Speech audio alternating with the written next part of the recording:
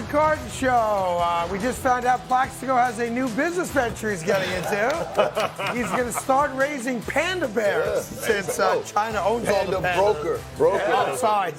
Yeah. Panda broker, I apologize. Connects you with your panda. Yeah. No, I was telling the guys that China owns all the pandas in the world.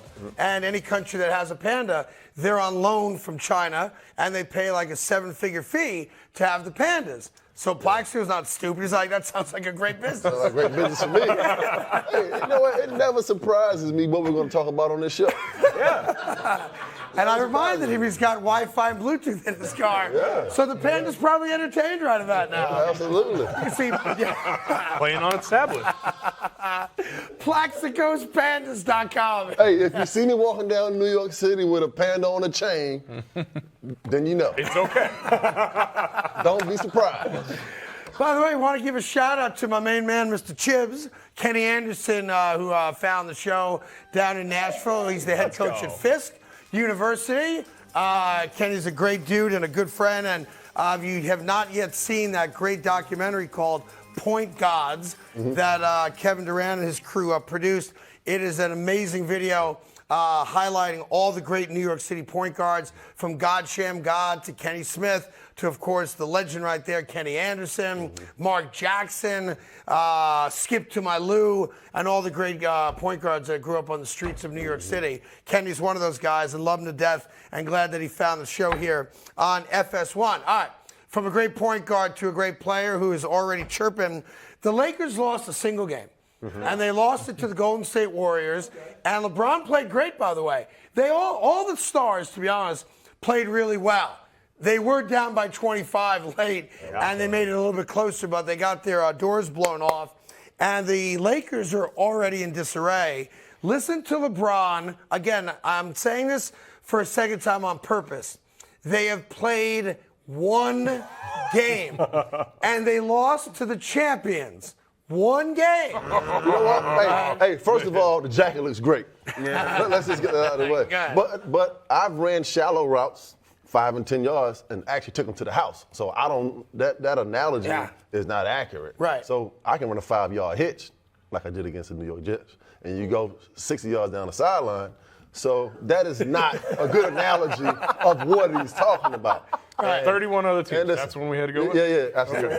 So, Russell Westbrook is just on his own island. It kind of looks like Anthony Davis is missing pinpoint layups. He's 7'2", and they can't make a jump shot. And LeBron, if he has to score 30 points a night, he can't do that for 82 games. But what's anymore. crazy is that, like I said, it's one game, right?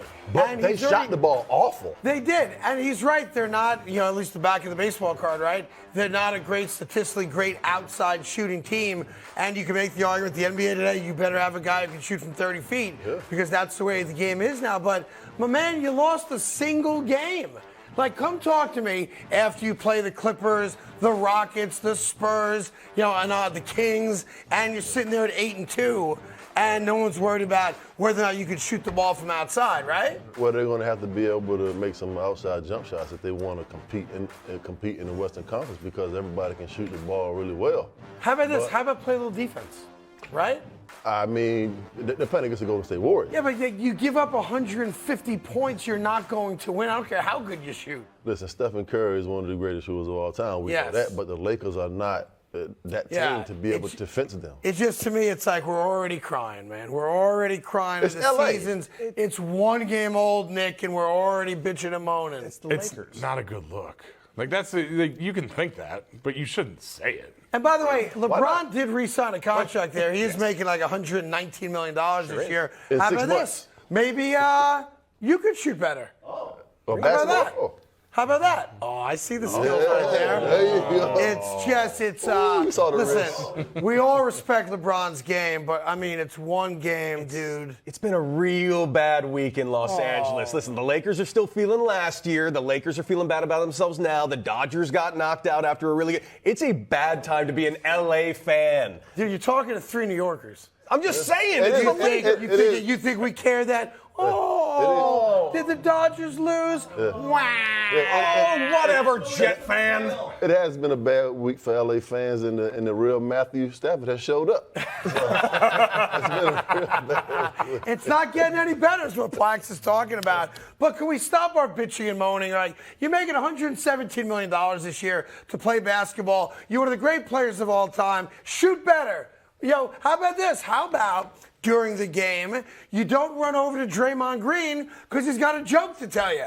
How about that? Anybody holding him accountable for that, Nick? No, of course No, not. of course not. Thank you. I can't Your wait. commentary on this is fantastic. I just want to let you basketball know. so much. I just want to let you know. We're talking about basketball. I just want to let you know I can't wait for LeBron James to break the career record right in front of you at the Garden. Well, by the way, I'm rooting for that too, because if he averages like 26 points a game when they come to New York, he plays the Nets and Knicks back to back.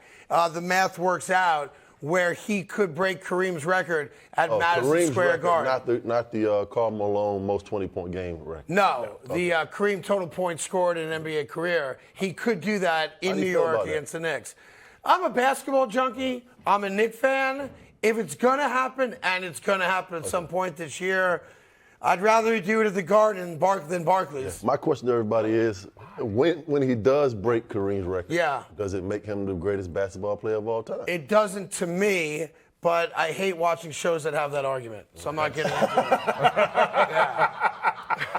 Hey there, thank you so much for watching The Carton Show. You can subscribe right here to get all the latest bits and segments from the show. And by the way, while you're at it, we have a lot of great shows on FS1, so check them out too.